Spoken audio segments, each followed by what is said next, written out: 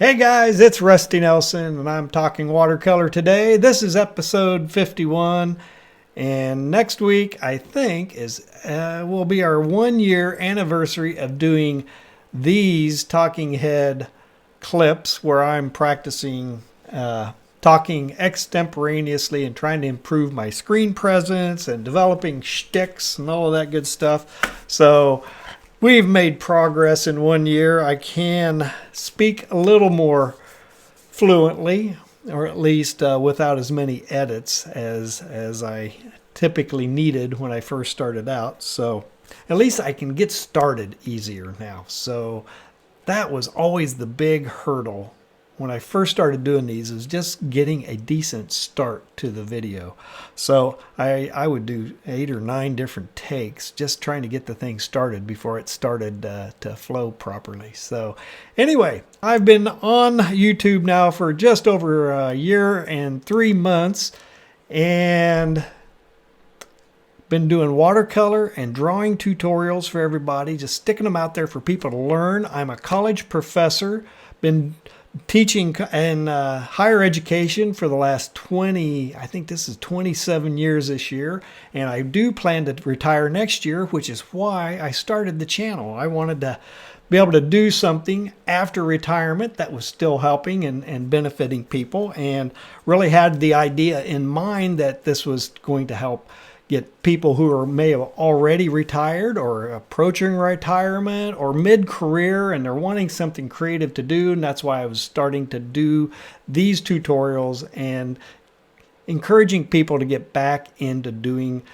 something creative, starting a creative journey, extending the creative journey, picking it back up and getting going again. So that's what we do with this channel. And I've been covering beginner watercolor. That's really the start. I love watercolor. I've discovered watercolor in the last 10 years, 15 years maybe. I've been working with wet media, mainly gouache, for the last 25, 30 years. So it's kind of an extension of that, but it's just a wild, fun time to be doing this. And the more you work at it, the more fun you have, and the deeper you go down that rabbit hole with wanting to learn more about techniques and practicing and doing this and just always honing those skills. So anyway, that's what we're doing here. And if you're a new viewer, welcome. I'm glad to see you're watching, and give me a like and a subscribe if you're getting any value out of the channel, not necessarily this talk. I sometimes wander on this channel, and I am shooting this. I'm in the process of setting up my whole new setup on my drafting table. I'm a former graphic designer, so I'm used to working on drafting tables, and I have everything I'm doing for YouTube, watercolor and drawing on this one table. So it's getting to be quite a Frankenstein's monster. But I did get my new computer in on Thursday, so I'm in the process of getting it set up. I don't have it running yet. I don't have any of the software installed yet, but it's in the process. And I hope to have it integrated in. I've got several new software packages that I'm going to have to learn, mainly because, and I know I've been promising this for about 3 months, that I'm wanting to do a live stream, and that's what I've been investigating, trying to figure out, and that's what I realized that I was needing in my setup here. I've been shooting with an iPad and an iPhone looking down, splicing the stuff on another computer up in another room, and it's just kind of a cumbersome process, but it got me through, got me up and running for a year. And this is the next step. This is the evolution, the next step in the channel's growth, that everything that I've done so far has led to this. So I'm in the process. I'm in learning mode, so it's coming along. Last couple of videos I have edited either on my iPad, which I haven't done much of, or on iMovie on the computer upstairs.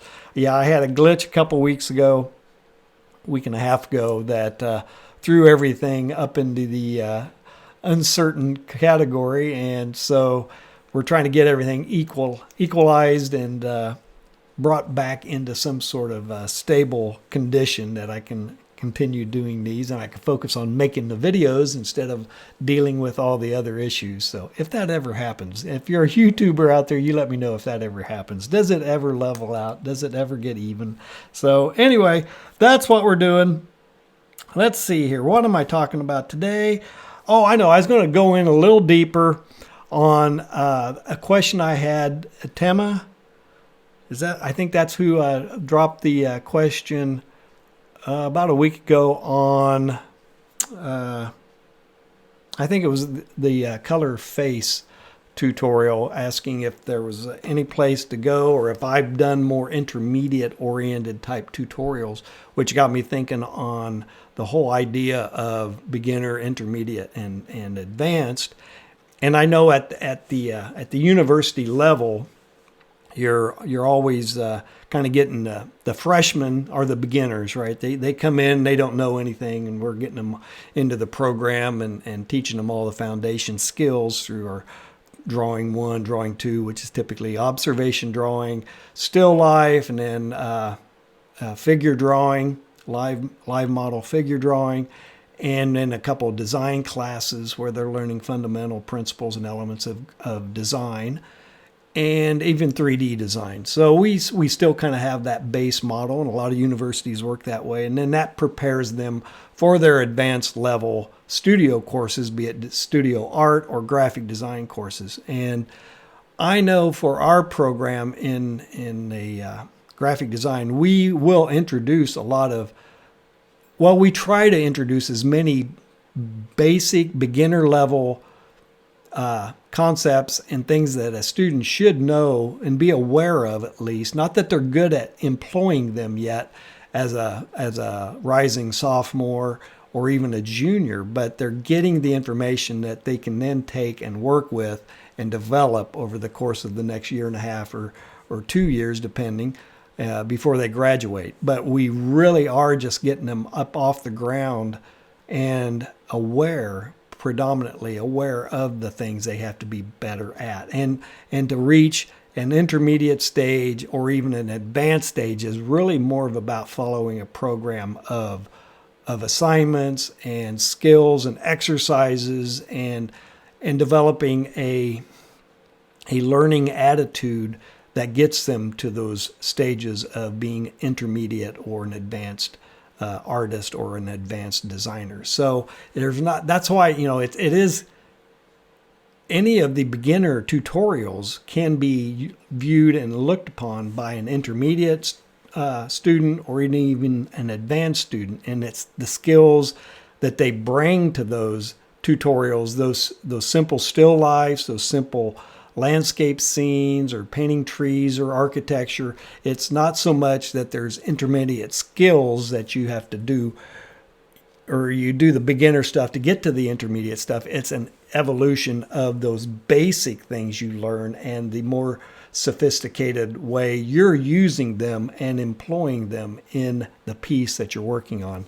So I think for a beginner to move into that intermediate stage, it's definitely finding that right program, that right series of exercises or habits that you develop that you might employ on a daily basis, on a weekly basis.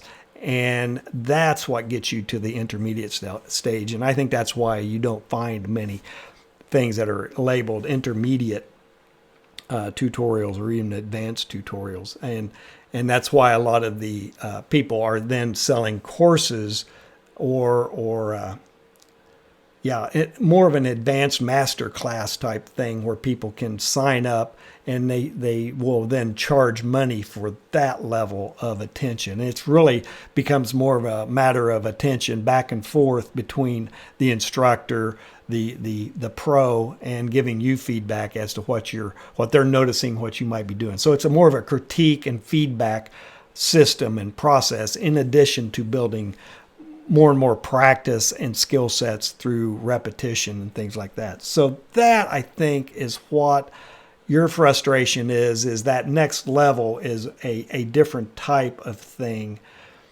than what you can find in the standard basic beginner level videos. I know that's kind of the case in what I'm noticing too as a creator, that if I'm going to start, well, I know for one thing that the more advanced watercolor things that I've done, the scenes and stuff, the things that take me my 2.5 hours to produce, those are very difficult to translate into a tutorial, because it's really me honing and refining all the things. And I might be doing things just innately without thinking about it, and not necessarily translating it into communication to you as to why I'm doing it at a certain time. So really sharp-eyed students and people watching the videos can pick up on it and then ask questions, and then I can respond to it. But I think it really becomes more of the, I'm the observer watching you as you're working, and I can kind of give you tips and feedback on how you need